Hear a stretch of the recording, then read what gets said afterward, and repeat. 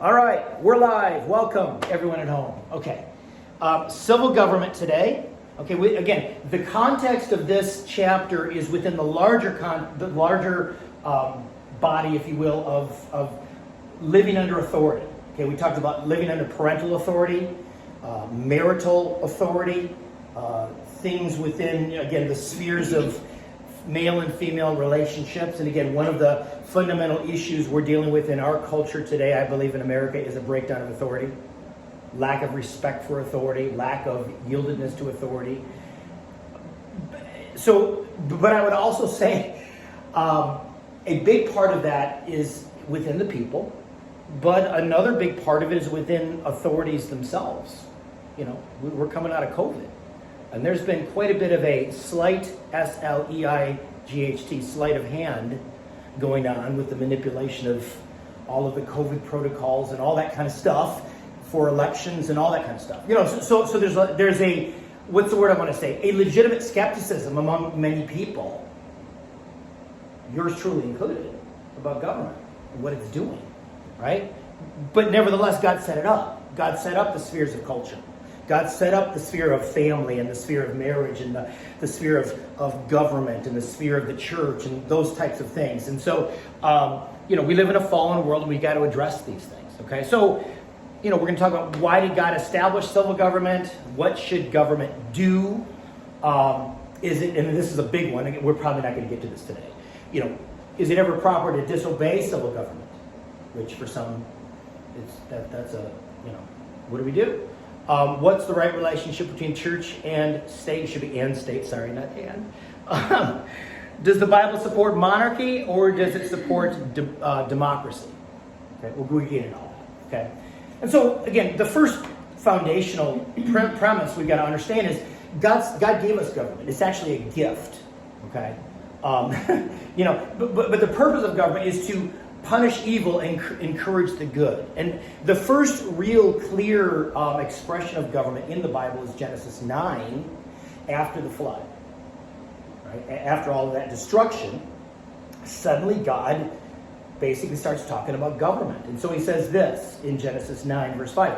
And for your lifeblood, again, he's speaking to Noah here, and for your lifeblood I will surely demand an accounting. Excuse me, I will demand an accounting from every animal, and from each man too. I will demand an accounting for the life of his fellow man. Whoever sheds the blood of man, by man shall his blood be shed, for in the image of God, God has made man. So we see here, animals have an accounting. If you've got a rabid dog, you put the dog down, or whatever animal, right? If it's going around killing people, or something like that, okay? In the same way, it says, through man, God's judgment will come on those that shed blood, is that you kill that person. So we see very early in the Bible that capital punishment is God's idea. And there's a lot of Christians that bristle at capital punishment. I remember talking about this several years ago when I was doing the initial Catalyst University class. And we got to talking about that, and there was an individual in one particular class that was just like, hey, from a Christian perspective, we should not do that. That's wrong. And part of the logic goes, well, that person's going to live forever in heaven and hell. Why would you want to speed the thing up and deal with that? And we dealt with that. And one of the things that I challenged them with is, I challenged this person with, again, Romans 13. I never even used Genesis 9. But in Romans 9, or 13 rather, it says that government officials are God's servants. And it says they don't bear the sword in vain. Okay, that sword is symbolic of, among other things, capital punishment. And I said to this person that was challenging this, I said, that sword is not there to tickle you. It's not there to tickle, it's there to kill you, whether it's through, you know, having a military to defend people or dealing with that. Okay, and this is the fundamental aspect of government, is to punish evil and to condone what is good. I also talked to a friend of mine who was an individual in one of my college classes, who was a strong libertarian. Okay, does anybody know what a libertarian is? What is, if you know, what is it? Politically, a libertarian. Do you know? Well, it's kind of like I mean, a libertarian, they're interesting because they're a lot like conservatives in that they want hands off the government when it comes to the economic realm, right? They don't want taxes and all that, don't regulate businesses.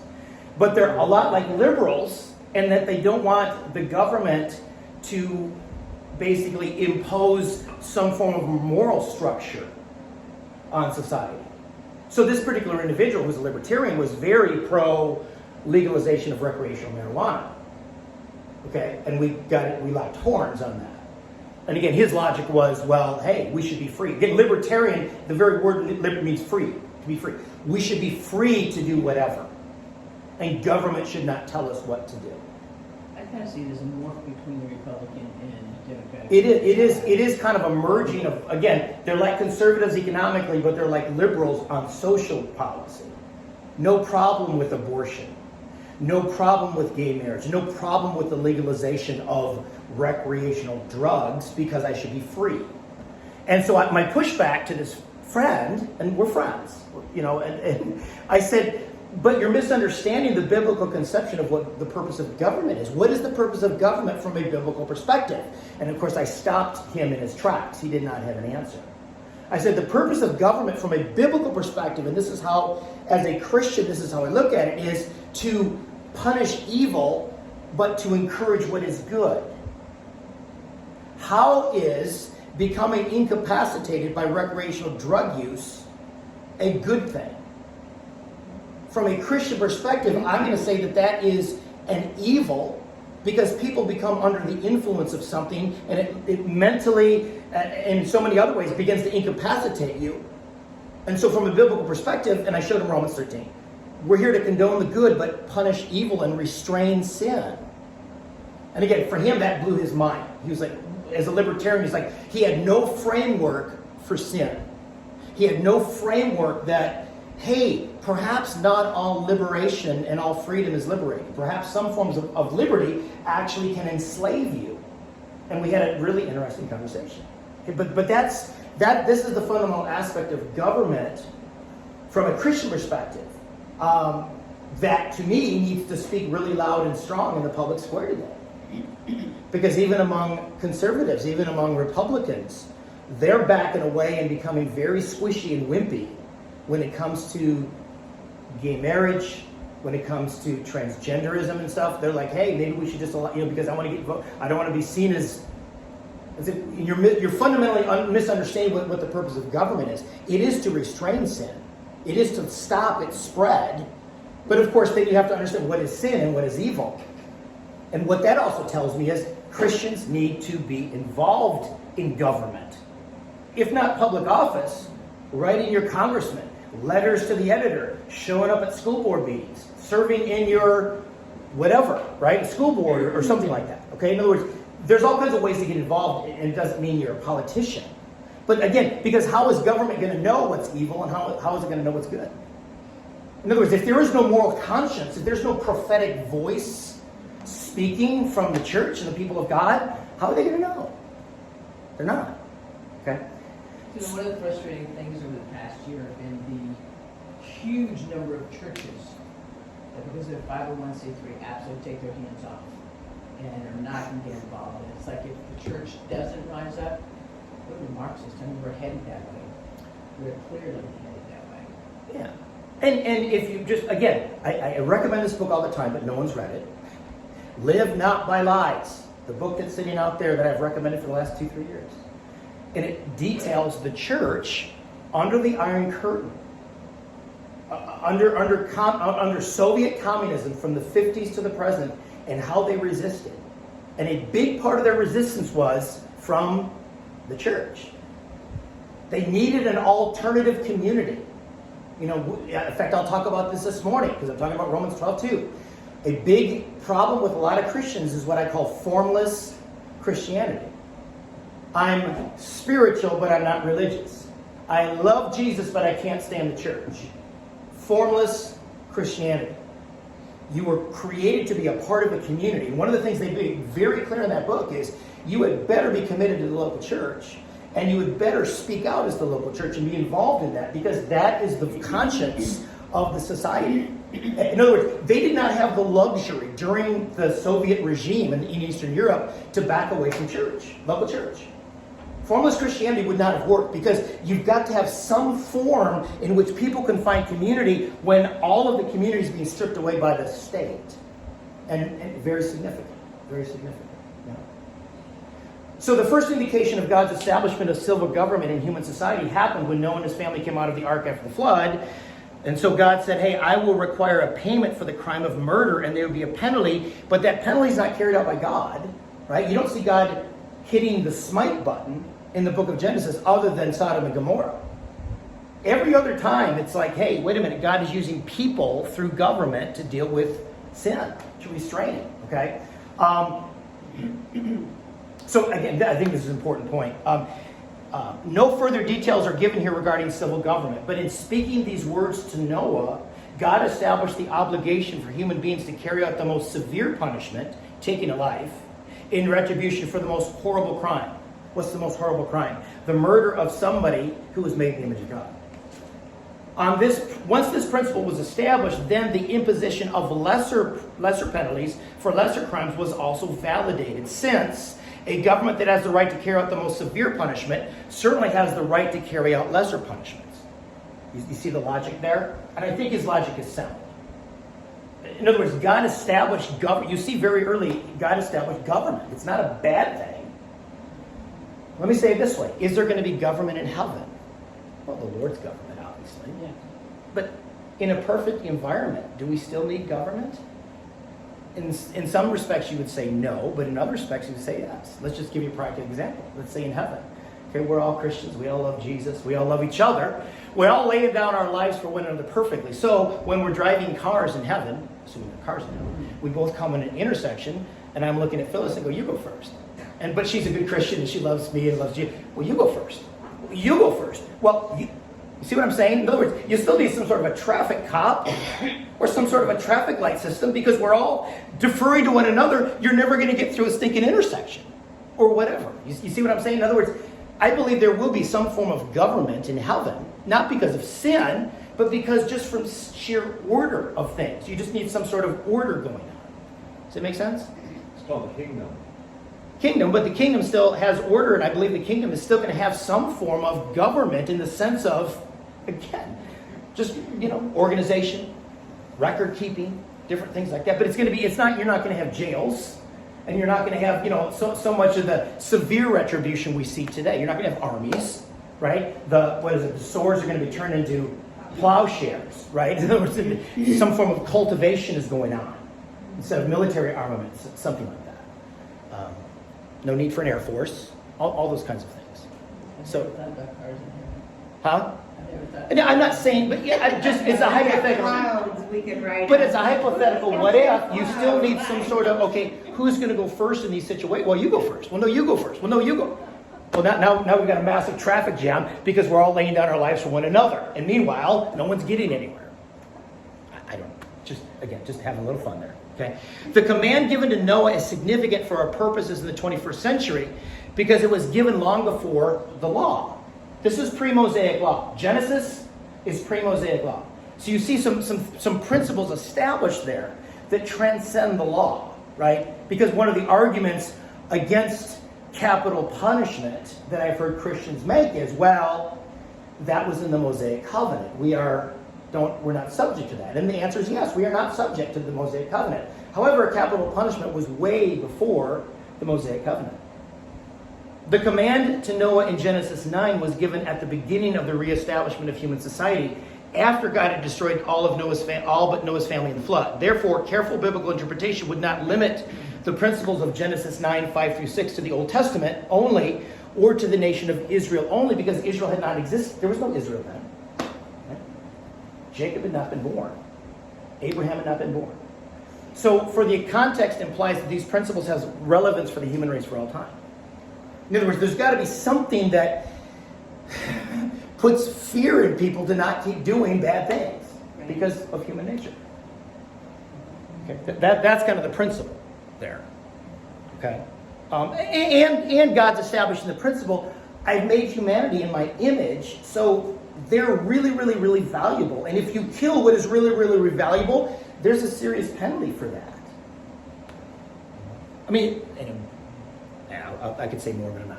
Anarchy is a highly destructive evil, right? The absence of government is a highly destructive evil.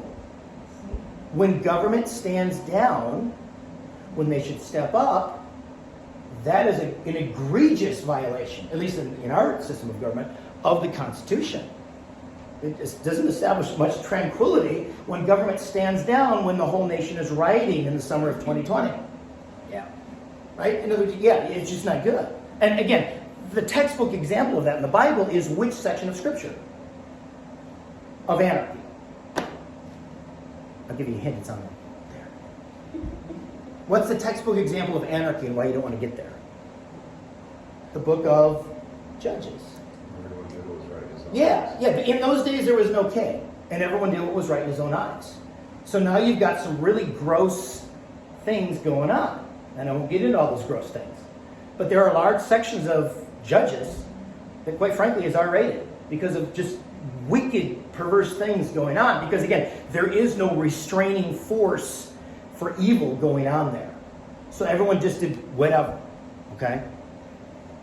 I've used this quote before. I just thought, you know what? I'm going to give it to you. This is from the book, The Roots of American Order by Russell Kirk. A great book. That basically says the roots, why does America have order and a lot of other nations don't? And it says because of what we owe to Jerusalem, Athens, Rome, and London. And it goes through, okay, what did the Jews and the Christians give us? What did the Greeks give us? What did the Romans give us? What did the Brits give us? It's a great book. Again, if you're into political theory, I love that. But this is what he says, okay? Russell Kirk, who taught at Hillsdale College for years. Here's what he says. Once I was told by a scholar born in Russia about how he had come to understand through terrible events that order necessarily precedes justice and freedom. You want justice and freedom? You got to have order. You can't just seek justice and freedom as its own end. It's got to be freedom within form. Okay, think of a fireplace.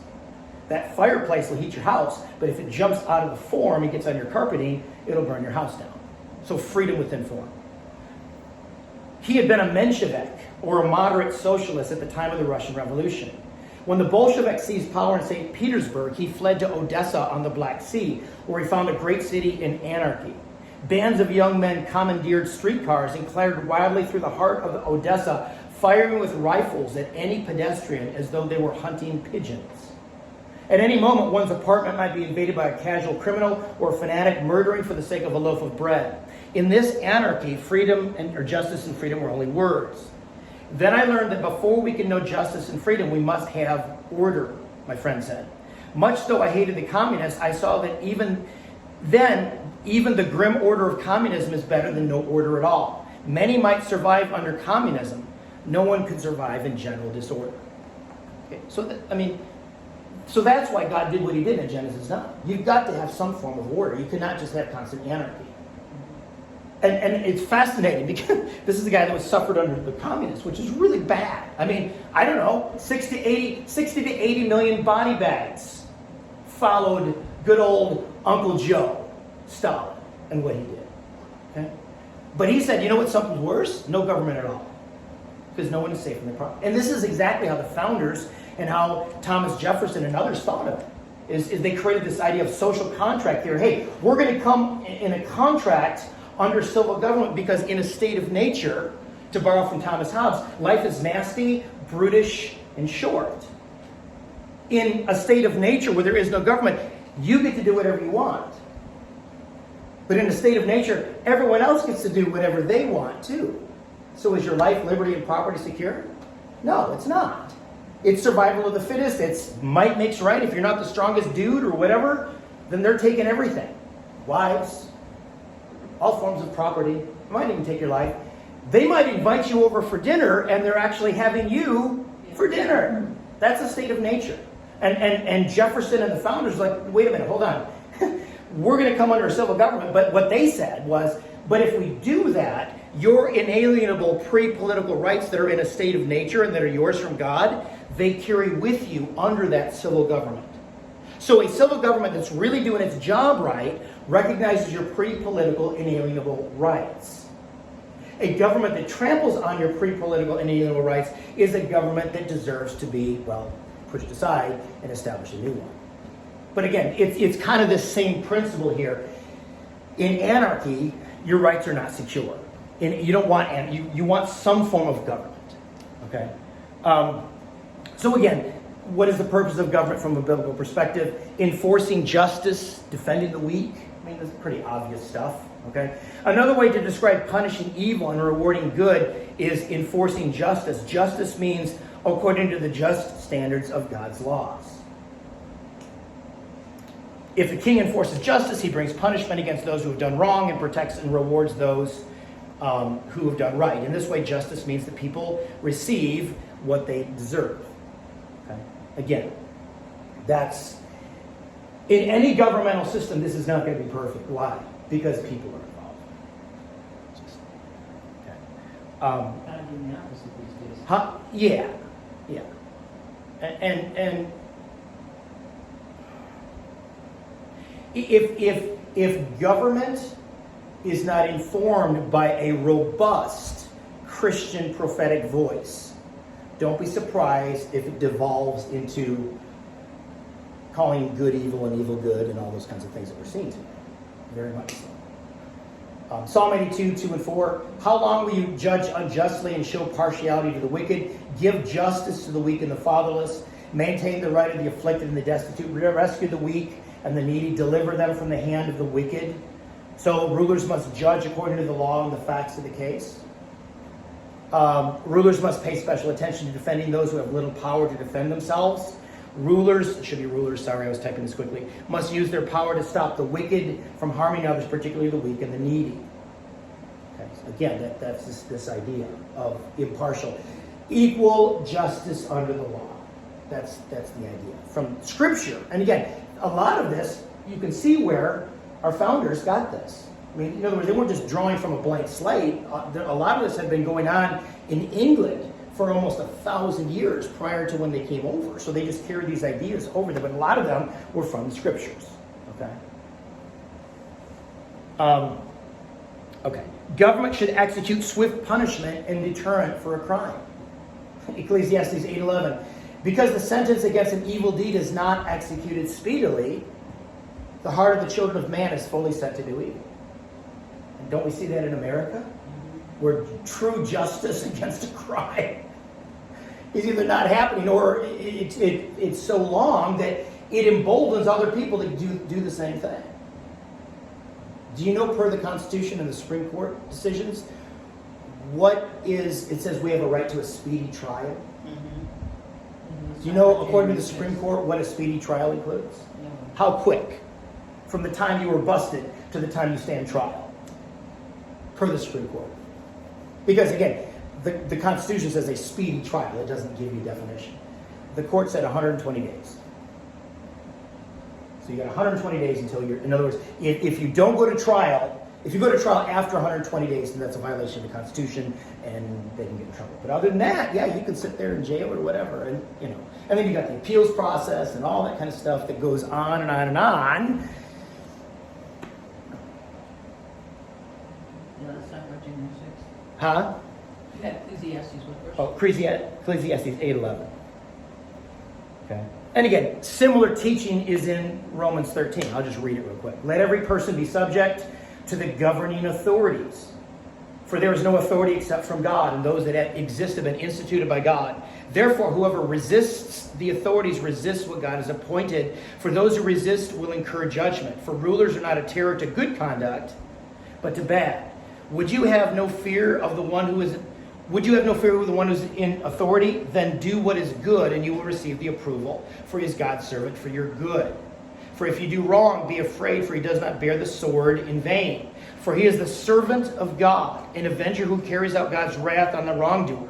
Therefore, one must be in subjection, not only to avoid God's wrath, but also for the sake of conscience. For because of this, you also pay taxes, for the authorities are ministers of God, attending to this very thing.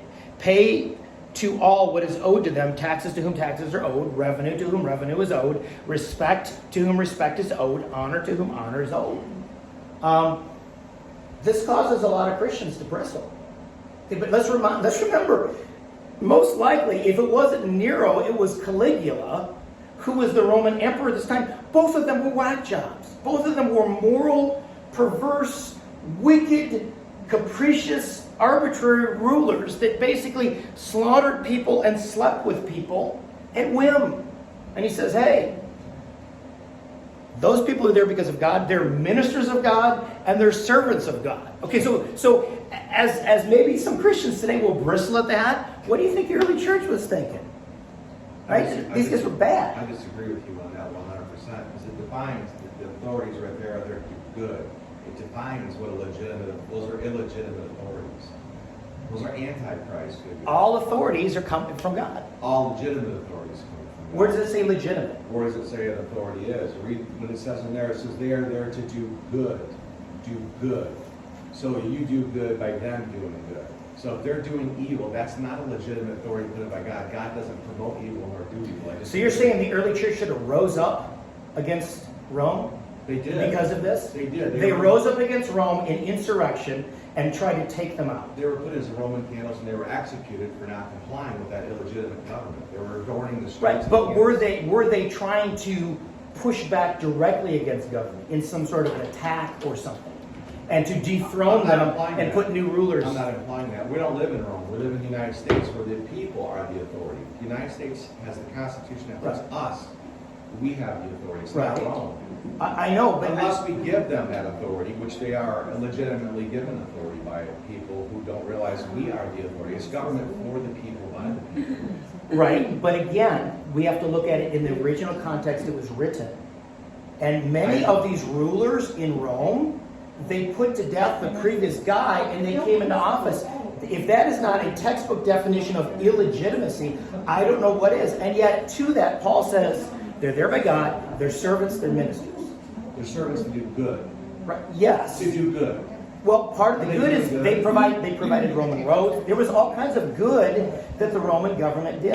There really was. What did the people do wrong to deserve executions and turn into Roman candles? Well, there were legitimate rebels that they did execute, besides Christians.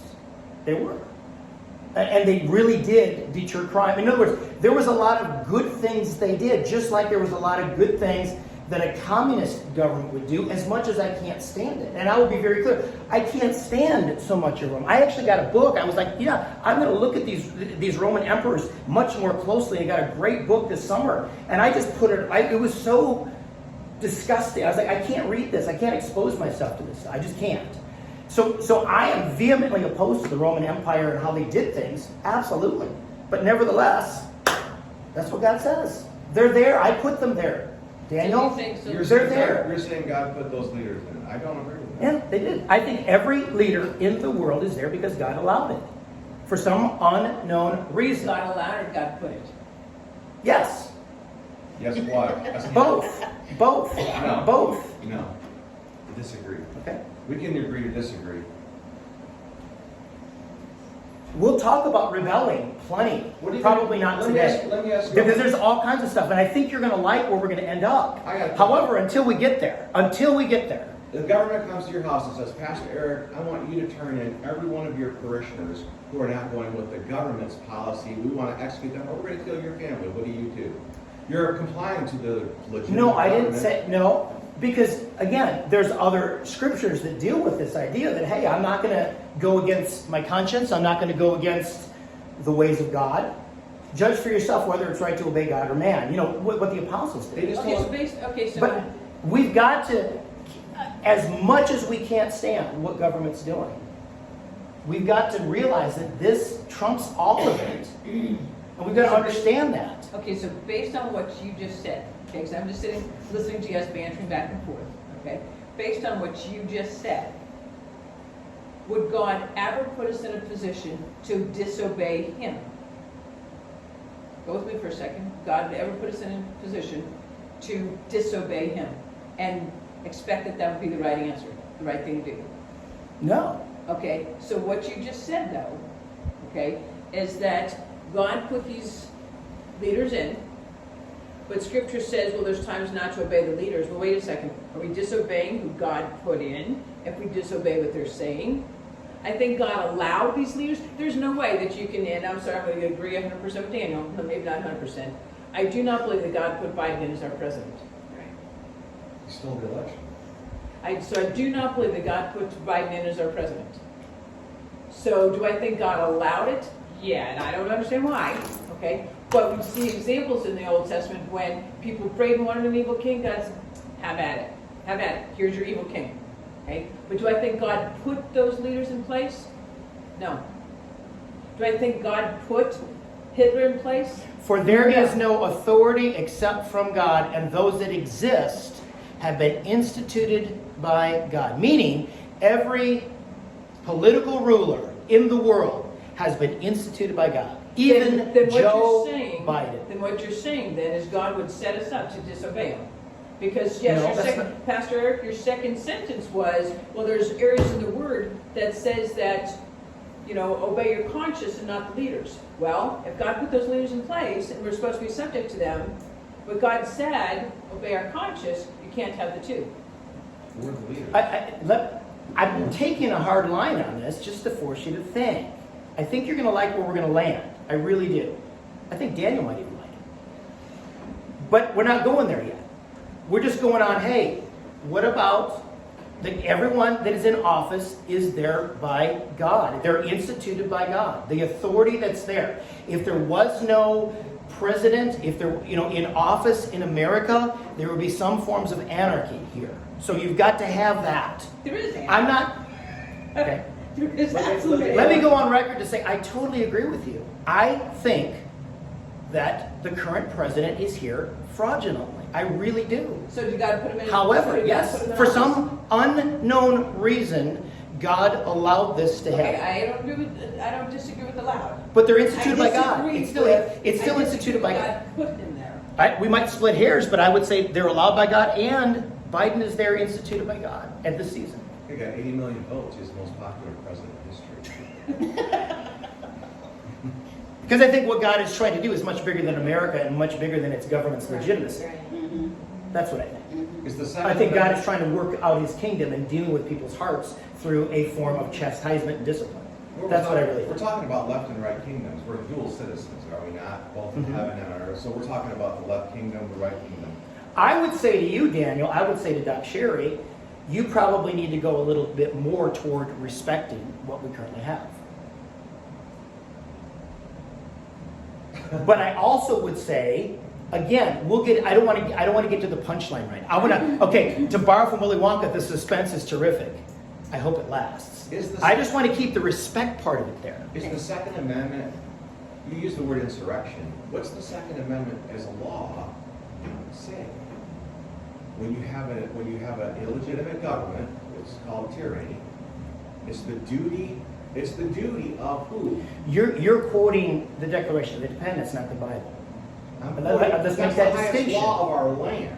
You're actually not even quoting the highest law of the land. You're quoting the Declaration. The Second We're not to the The Constitution. Second Amendment. No, but you actually just started quoting, "It is the right of the people to." That's actually from the Declaration of Independence. What's in the Second Amendment? Right. I know exactly what it's there for. All right. It's there as a shield between you and the federal government coming in, whether it's through state militias or individuals, peoples being Formal harmed. militia. That's what it's for. It's actually a barrier to push back the federal government. That's what it's there for. So I would say the legitimate authority is we the people, in our country, in our Constitution. I think there's something even higher than that, more fundamental. That's God. The But laws that's of what it's nature and based nature's God. upon. It's based upon we have a God-given rights, life, liberty. But you also have a God-given right and responsibility to obey what God says about political authority. They have a right to obey us. I would say, yeah, you got that backwards. Let every person be subject to the governing authorities. He did not say, let every political authority be subject to we the people. Which came first, the chicken or the egg, the Bible or the Constitution? Which is more It's the authoritative? way our country's set up. But which is more authoritative? From a Christian perspective. Ours is Not an American perspective, a Christian perspective. Which is more authoritative, God's Word or the Constitution? Well, that's why I'm going back to God's word and saying the legitimate authority is the we the people. He doesn't say legitimate authority. Yeah, it's assuming that the authority is there to do the people good. Was Rome doing the people good in the They were time he legitimate wrote this? authority. He wrote this under inspiration of the Holy Spirit at a time when that government, quite frankly, was far more corrupt than ours is now. If you actually look at the perversions that they allowed in public, it was unbelievable. I know I'm doubling down on this, but I'm doubling down just to get us to think this through from all perspectives. And I agree with Doc Sherry. You can't just use one isolated section of Scripture to make your case. You have to look at all of it. And there's all kinds of examples in Acts about bristling against political authority and pushing back and conscience and things like that. And so I agree with you. Well, the authority. You can't just use Romans 13. What I'm saying is the very thing that we talked about before you got to this section was the church needs to be a voice in government. You can't get into government if you're a church member. It's very difficult. They are screening, the elections are rigged. Number two, there's only about 10% real patriotic people in office. So you're not going to get into that juggernaut called the United States government. Okay, here's the line I'm challenging you, Daniel, and Doc, and all of us in this room to walk. To be able to walk the respect for God-given authorities that are servants of God, ministers, and yet live according to your conscience, according to what God says. How can we do both? We have to do both. We have to be able to walk and chew gum at the same time. So Some of us just want to chew gum. We've got to be able to walk in a way that's respectful and honoring based on Scripture, and yet... Okay, so I'll tell you where I am with Biden and our present administration. I respect the office. I respect the office. There's no respect for those who call President Biden president. There's no respect for that man. There's no respect for what's happening in our government. And the more that I got involved this past year, the greater the disrespect of the people in those offices have gained, from my perspective. Do I respect our presidential office? Absolutely. Absolutely. Our current administration, they are nothing less than demonic. There's no respect there. Am I going to honor that? No. Do you think I they're respect servants of the God and position. ministers of Absolutely God? No. No. I told you to shut the church down. Is that a servant of God? If it's a legitimate extraordinary emergency, No, yes. It's never an emergency to shut the church A down. legitimate extraordinary. Was it God extraordinary? says, Yes. God says forsake not assembly. And I know, hindsight's 2020, we realize, hey, so much of that was a Killing babies up ruse. to So much term. of it was a Killing ruse. babies up to term. It's not godly. Question. Again, I know. if truth would be told, I probably agree with the two of you far more than you think I am right now. But I'm trying to, let's think this, how can we make a stand against the wickedness and the perversion, and yet respect, the last phrase, respect to whom respect is owed, honor to whom honor is owed. And I think the distinction between the office and the person is a good one. And yet, that person is still made in the image of God. So we still got to pray for them and stand in the gap for them to be saved. Even as they are perhaps... We had a conversation last night whether or not it was too late for Biden to be saved, and we all decided there was not, because the cross on the cross received salvation at the last minute, but it's God does turn over the red. I am reluctant to right? step into God's realm on that. That's I mean, God's call. I have never been called, but I know other people who pray for people in God that don't confirm anymore. And I hear more and more Christians saying, I'm not praying for Biden. So God must be, if not done, almost done with him. There are some scriptures that says there are some sins that lead to death that you're not to pray for. Yeah. But that's not how do you know? You don't know his heart. You don't know what's going on. I don't know Well, either. that's the instruction. To say so is presumptuous. I know what it says, but I'm saying I don't think I can step into God's heart, in my mind, and know that. So I keep praying. But anyway, that's fine. I'm praying that God does Phyllis. something. In Kings, I've been reading through the Kings, okay? So when Israel allowed all of the idols and everything with the kings, when they got put in office, they still allowed the ungodly idols that God was against, and he would raise up, God would raise up another kingdom to take them out. Because they were not, he said, I've given you time, you haven't repented, and I'm going to destroy you now. And he would, they went through the whole all of the kings. It's exhausting, isn't it? Yes. When you really consider all that, it becomes exhausting. I'm like, oh my gosh, would you guys stop being blockheads? I feel so sorry for God. God, what are we doing right now, Lord, that is so displeasing to you? That our Yes. hearts have not Yes. Yeah. turned towards you. Yes, Yeah. right now. That was how I came. That's how I think at the very least, he's breaking us of our trust in a politician to save the day. I trust him. Yeah.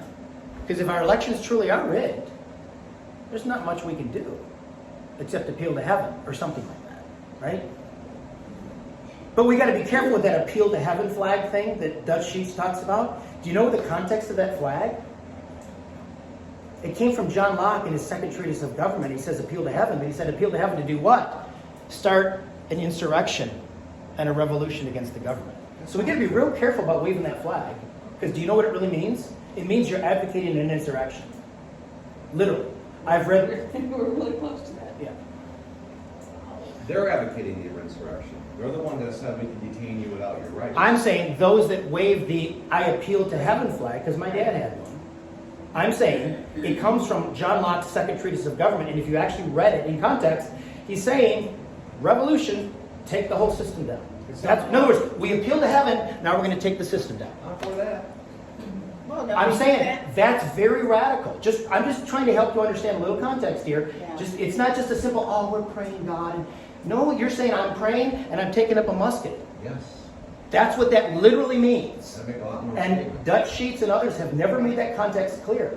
Million guns. I'm just trying to help you understand it. If you want to take it and run with it, fine. But I'm saying that's what that literally means. It's not just a nice little prayer time from some grandma somewhere. I'm praying and I'm taking up the whatever, the gun, and we're going to go take it down. 50 million armed people, we'd have it fixed in 2 hours. But we're taking up the sword of the spirit in prayer and I'm warfare in the serious, we spiritual would. realm. We'd have some public tribunals to get it. Right. I think we need to be very clear about that we don't wrestle against flesh and blood, Right, against right. principalities. We're literally coming up against literal spiritual principalities and powers over America right now. But you're seeing them exposed. You're seeing them, I mean, you're seeing the manifestation of this stuff. And yeah. And I don't mean anything against Dutch Sheets, because I love Give Me 15. I love that stuff. But I just want to, because I'm like, you keep saying appeal to heaven, I see these flags, I'm like, guys, do you understand what that really means? That's what that really means. That's what it really means. There must be more to it. And your average Heard Christian. this. No, I've read the second treatise of government. I'm telling you where it came from and what John Locke meant. Okay, but he got it in a dream or a prophetic word. So I think he's seen it from a different aspect, which could be the same thing, but I don't know. But we should be, like when they. And we're going to talk about the revolution. We're going to get there. We're just not there yet. All right. Again, the suspense is terrific. This is a season I hope it'll of war last. in the spirit that we're entering into now. So it's like, it's not peace at all costs anymore. It's like, okay, we're going to make a stand. If we die, we die. But we've got to. Yeah, thank God for soccer moms right now. Thank God for soccer moms at school board meetings. Thank God for them. Holding these people's feet to the fire. What really are you teaching in this school? They're being labeled as insurrectionists. And domestic terrorists. So this passage tells us several things about government. God has appointed the authorities that have government power. He has. Again, Joe Biden, he has. He's allowed it. God has allowed it. For some unknown reason, and none of us have that revelation, he's allowed it. But then change the wording, God has allowed, not appointed, because I don't think God has appointed Joe Biden. He has allowed it, yes. I don't think God has appointed the authorities that have governmental power. Authorities. Kim Jong-un, Uncle Vlad over there in Russia, Xi Jinping of China, Joe Biden. Is God schizophrenic? Do we just have all these people in power that are not appointed by God? I mean, how do we make those distinctions? The idea is supported by Jesus' statement to Pilate, you would have no authority over me at all unless it had been given you from above. I don't know. I think there's probably something far more egregious sin than jacking up America by Joe Biden. That's maybe killing the Son of God. And yet Jesus said, you've got that authority, Pilate, to kill me. Joe Biden has that authority right now. Well, what did Pilate do with that? Pilate washed his hands of it and said, yeah, I'm not pronounced good out. But it still was. He still did it by his own, he was guilty. But if you truly understand, we're all guilty of killing Jesus. Right? We're all guilty. Civil rulers are a terror to bad conduct, which means they restrain evil by the threat of punishment for wrongdoing. Civil rulers give approval or praise, Greek apanos, recognition to those who do what is good. That's another definition of legitimate authority. Again, how are they going to know what's good and evil? Unless the church speaks. I know, but we'll get there, Daniel. We will. We'll get to the fun. We'll get to the stuff you're going to be licking your chops going, this is great. We're just not there yet. You will. I think you're gonna love the stunning conclusion of this. You will be licking your chops. You want dessert? It will be. He'll be like, this is a good meal. I like this. I like how this ended. We're just not there yet. So government has a role in promoting the common good. Tax money for playgrounds, parks, tax fee status, it should be tax-free status to churches. Government promotion of marriage through certain legal privileges and economic benefits. Of course, so much of this has been messed up. I know. Government officials serve God. They're God's servant for good. They're ministers of God. Government officials serve God when they punish evil and promote what is good. Daniel would say, however, are they really punishing what is evil and promoting what is good in America right now? We should view civil government as a gift from God. Let me ask you that. Do you view civil government as a gift from God, Daniel? Yeah, I say we should rise up and punish the evil. We are the government. It's the people, government for the people, by the people. I agree, 100%. It's just. Do you believe that the government institutions that we have, nationally, state, local, are a gift from God? I believe it is. Yes. And I believe the United States has been given a blessing gift, and it's perverted right now. It's perverted. People have gotten duped into taking these scriptures and saying that those people are legitimate authorities when they are not. We the people are the legitimate authorities. Paul writes this, he looks at Nero and says, that guy's a servant This is not minister of using a God. false dichotomy. This is the It's not a United false States. dichotomy. He's writing this, Based on reflecting all on the the Roman reason- government at its time and saying, this guy's a servant. He's your servant. He's God's servant. He's saying that, Daniel. You can't deny what he just We're said. talking about the United States of America. But This is not people just as wicked, if not worse. Right. And he's saying they're servants. When he wrote that. He would say, but yeah, today they're servants. Biden and his administration are God's servants for your good. And they have stolen what was God-given rights to this country as good. The Constitution is good. We the people really are good. When the people become corrupt, and you've got corrupt people now in office running it, it's violating the very foundation and principle of this God. Would you go as far then as what Doc said, making the distinction between the office and the person? Do you respect the office? I do respect Of the president, of governor, of It's a good local dog catcher. Absolutely. Okay. They're not working within the bounds of our own system. Absolutely. I mean, look at it says in there where they're there to give us taxes. They're not there to give us perpetual taxes like it does in the Soviet Union, where if you don't pay your taxes, they take your house. So they had tariffs for to pay for roads. There's illegitimate taxes even that are done by these governments. You're renting in a giant trailer park called the corporate United States of America. It's become perverted. And we've let them do it because we're just... Are you saying that the government can take away your house if you don't pay taxes? That's correct. Okay. I thought you said it was just in the Soviet Union. I'm thinking in the U.S. they can do the same thing. No, I'm making a parallel Yeah. to how we've let illegitimate things get into really good ideas. Taxes are Yeah. for good things, but they have perverted everything. One of the things I get into when I talk about economic policy in my government class is I show them the top 10 tenets of communism from the Communist Manifesto, and I ask the class to write an essay. How much of this is in America today? 90%. And 10. some kids don't get it, like, oh, maybe one or two things. If you actually look at it, probably close to 80%, some say 100, but I would say 70 to 80% is actual communism in America. That's what I'm saying. They've taken Again, we actually come on the same side, but I'm kind of devil's advocate. I'm poking a little bit, just trying to get us to think. But at what point do we give respect? Let's make sure we continually give respect where we can and should. It's like Daniel and Nebuchadnezzar, how Daniel treated an evil king. I think Yeah. that's how we need to face that. Yes, they're evil, but what are we gonna give them the respect? How can we but give them fight it? respect in the midst? Yeah, that's the walking and chewing gum at the same time I'm talking about. Somebody comes It's- into the church shooting a gun. Am I to give him respect? or No, you're going to him take out? them down immediately, All right. if not faster. They're killing people in our country now. Oh, we've killed innocent babies. They're killing 50 people years. in our country now. Government officials are doing good as they carry out their work. However, not everything a ruler does is good. This is the part that Daniel would like. John the Baptist rebuked Herod for all the evil things that Herod had done. Daniel told Nebuchadnezzar, break off your sins by practicing righteousness. Kings did what was evil in the sight of the Lord. So again, there's that prophetic voice part. There's that part that we play. We should play. Is it, yeah, I'm going to be a pebble in your shoe. A burr in your saddle. What? Pick your analogy. Right? And then God brings judgment against the evil kings. Yeah. Oh, God will have his final word on the Bible administration. He will. He'll have the final word. I think He's he's gonna do allowing the evil to be shown to all the people to wake them up. Because we've had other evil presidents that have been covered over. I think now is the time because the church is getting into our place again, that evil is being recognized. Yeah, we're rising up. The thing, if you want to pray about something, I'll give you something to pray about. And this is from my perspective as a college professor with these students, because I try to be very careful not to show my hand, which side I'm on.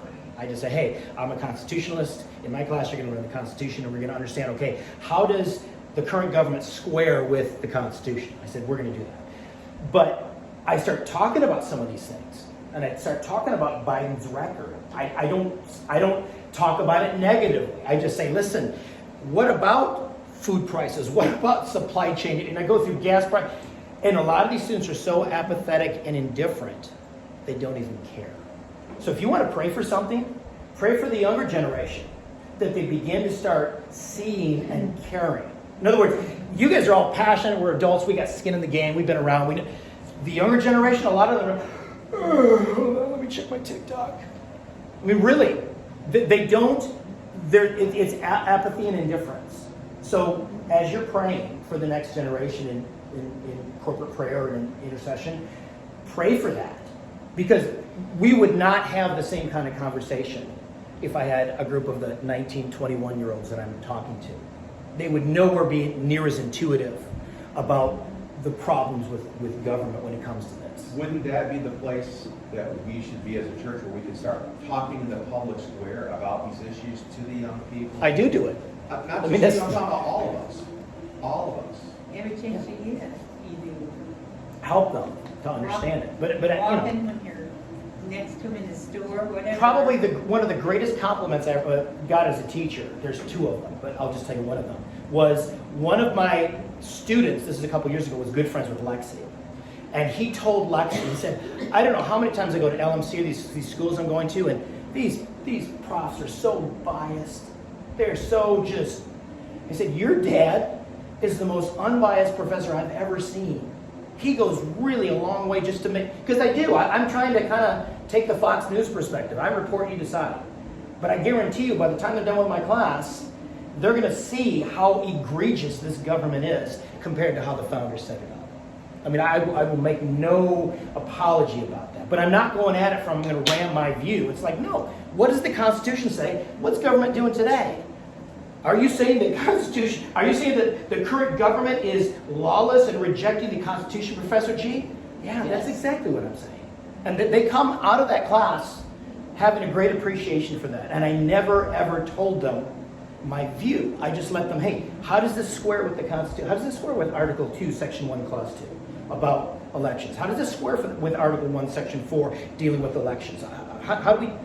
Oh, really? You mean the governor and local county election boards are not supposed to control the manner and purpose of elections? It means it's supposed to be the legislature?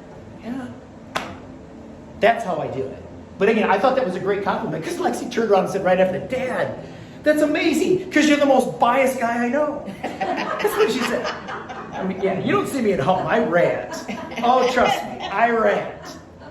I just try to be self-controlled when I'm in public. When it comes, yeah, I'll rant about issues. My daughter hears them, but you know, I try to help them. I just think that's a good teacher. I think that's a good professor. If you can just, hey, let's just look at this stuff. I'm not going to try to try to socially engineer you other than just, you're here for the Constitution. That's what I'm going to give you. You're going to know. Making them think, because after Yeah. they're out of your class, Yeah. they. I tell them, when you leave this class, I want you to think constitutionally, not so much Are you politically. able to bring in something like the 3 proposals that are going to be on the ballots that are discussing right now? Are you able to speak to any of that and have them understand what that's actually doing? I need to see them to know them. We could. I can do some of those things. It depends. If this was a state and local government class, I could really this is more national, so we're dealing with such broad issues, we don't always have time in class to talk about some of that stuff. But if you know some of it, let me see it, or let's make a copy. I will. Yeah. We're putting together some forms to speak against and educate people on those 3. Okay, in other words, these are referendums that the legislature's not deciding on. They're kicking it back to the people. There's 3 proposals. I don't want to hijack the class. Okay, we'll talk about it afterwards, but let me make a copy of that so I can see it. I'd love to talk about it with them. Yeah. We'll be doing some forms and presenting. Government authorities execute God's wrath on wrongdoers and thereby carry out a task of retribution.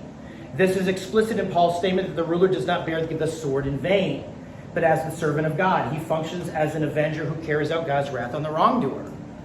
So, dealing with Trump and taking over Mar-a-Lago and dealing with January 6th, right? Punishing the wrongdoers.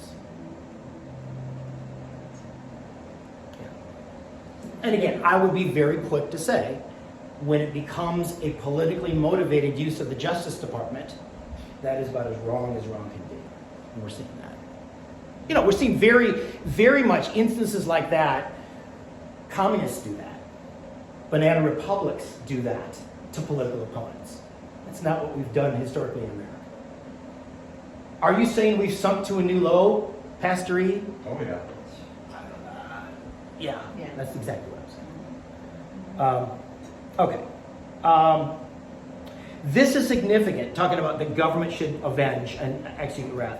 This is significant in connection with Romans 12:19, which is only 3 verses before Paul's discussion of civil government. Again, what does it say in Romans 12:19? Beloved, don't avenge yourself, but leave it to the wrath of God, for it is written, vengeance is mine, saith the Lord. He's saying, where does that vengeance come? It comes from the government. Don't take matters in your own hands. Vigilante justice is not what you're supposed to do. And his point is, and he's right, I don't know if you know this, but chapter and verse was not originally in the original Greek text. Chapter and verse, the first time we see it, is about 1560, 1580. That's it. It was never there. So when Paul wrote, don't avenge yourselves, he very much was going, because government's if government's doing its job, it does it. They were connected together. But we tend to, this is totally separate. No, it's not totally separate. It flowed together. In fact, I'll go one further. Have you ever read the original Greek manuscripts in the New Testament? There is no break between words. It's all letters jammed together. Good luck trying to read that one. It's like, whoa, thank goodness these guys, separated it, okay? But yeah, so in other words, he's saying, listen, don't avenge yourself, leave it to God. So, what I've resolved to do with the election of 2020 is do what I can, but trust that God's going to deal with it. He deals with it with people. Yeah. We the people. With the people that have the sufficient and legitimate authority and they're positioned to do it. I do what I can, you do what you can, we all do what we can. But then there comes a point where we got to trust God that God's going to deal with it. That keeps me sane. We don't bear the If I sword. never had God as the backstop, Daniel, I would go nuts because I would feel so impotent in being able to affect change. A bunch of us could go, we don't bear the sword in vain. You have a lot of people. He's speaking of legitimate civil government, not you. We are this government. Peter, put down your sword. No. That was because he was supposed to go to the cross. Peter got his sword back. God didn't say, take away your sword after this. He said, keep your sword. Use it for when you go on a journey after I depart. He didn't tell the Roman centurion to put away his sword either. He said, keep your position. Well, Jesus didn't say that. That was actually John the Baptist. But still, the principle remains. No, I mean- There's no problem with serving in the military as a follower of Jesus. Or a militia. Right. There's nothing, I mean, you're making the Second Amendment like it's illegal, like it's not. No, it's not. No, I'm We're not. supposed to have- I'm not a gun guy. I'm not a gun guy. Probably What? never will be. However, firm believer in the Second Amendment and the rest of the Bill of Rights as written. Who's got the right for the weapons in the Second Amendment? I'll go you on further. Okay, James Madison, who wrote the Second Amendment, 2 years before he wrote the Second Amendment, in Federalist 46, said this in talking about the fear that the Anti-Federalists had that, hey, the national government's too strong. And he begins, I'm paraphrasing, he says, listen, besides the advantage of being armed, the people within the states have basically a barrier that separates them from the federal government. Well, he's saying two things there. He's saying, number one, a huge benefit we have as citizens is we're all armed. And the second thing he says, the reason the national government's never going to get too big is we're armed. And number two, they're states. People were more loyal to their states back then than they were the federal government. The whole concept of USA, right, that whole thing, and I'm an American, okay? Nobody said I was an American throughout the country until after the Civil War. Most people up into the Civil War thought, I'm a Michigander, I'm an Ohioan, I'm an Illinoisan. They were far more loyal to their states. So what Madison is saying, 2 years before he wrote the Second Amendment, it gives us a very clear picture of what he was thinking. Is that gun control thing is for you to protect yourself against the government. That's why the national government will never get too strong. So yes, I'm very much a Second Amendment guy, even though I'm not a big gun guy. How See? far does citizens arrest go? So what if a bunch of citizens decided to arrest the FBI or DOJ or Biden? How far does that go? I wouldn't go very far. It's just a local type thing. Great discussion. I want to talk about this at great length when we Okay. get to it. All right. I'll just give you a teaser, okay? From Christian political theory that has spanned 2,000 years, the answer to your question is legitimate lesser magistrates. And I don't want to get into it right now, but in other words, they would say the people shouldn't do that. But if there are lesser magistrates, not necessarily the king, but a lesser magistrate, you work within them and get them to do what they're doing. And that's how you do it legitimately with a clear conscience before that. But again, I want to really talk about that because I know, obviously, this group is passionate about understanding that.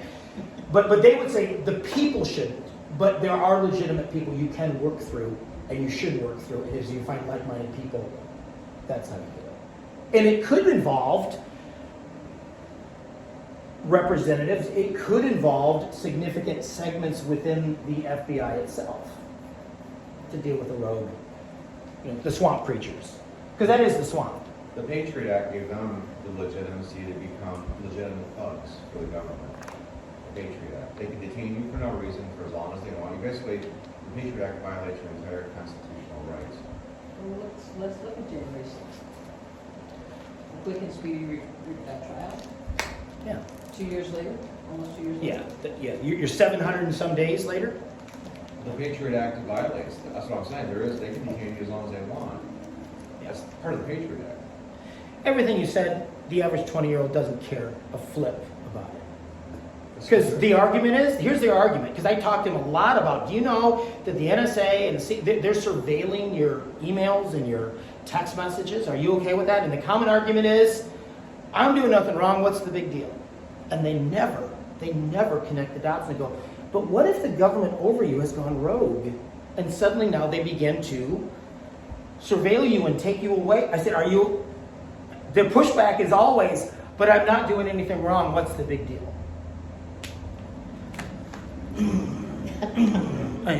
They really don't make the connections. The connections you're making, they don't see it. They really don't see it. Which is why I do what I do. I help them see it.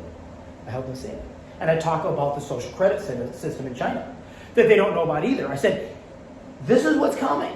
Okay? I'm doing nothing wrong. However, and they're like, I had no idea. That's never in the news, Professor G. I go, yeah, that's why I teach. I try to show you this stuff so you see it. So you begin to realize, wait a minute, that government is legit. You need to respect it, but you need to limit it. You can't allow some of this stuff to go on and on and on unchecked. And another scripture before we close. 1 Peter 2:13-14. See if this changes your mind. Be subject for the Lord's sake to every human institution. Be subject to Biden for the Lord's sake. He's not the institution. He needs to be in one. Yes. But I'm going to restrain myself. Whether it is to the emperor as supreme, now he's talking about an actual emperor person, or to governors sent by him to punish those who do evil and praise those who do good. For the Lord's sake. Let me offer a pushback to Daniel. We're being playful here. For the Lord's sake, Don't be is your brass. attitude toward government, the president in particular, are you subject for the Lord's sake to them? Or is it more for your sake because you're very upset and you're drawing on the I Constitution? said that's another false dichotomy. I'm subject to the right of the people, which has been given by God. So I am subject to preserve the institution that God ordains as good. I believe But now it goes, and to the president, and to Governor Whitmer. Well, Governor Whitmer, if she won the election fair and square, I got nothing to say against her. You can put her in there and let them suffer the consequences. Joe Biden stole the election and it won't let us have our justice. Everything's corrupt. Everything's been corrupted. So there has to be something done. There has to be something done. On that note, we're going to stop and we'll resume next week.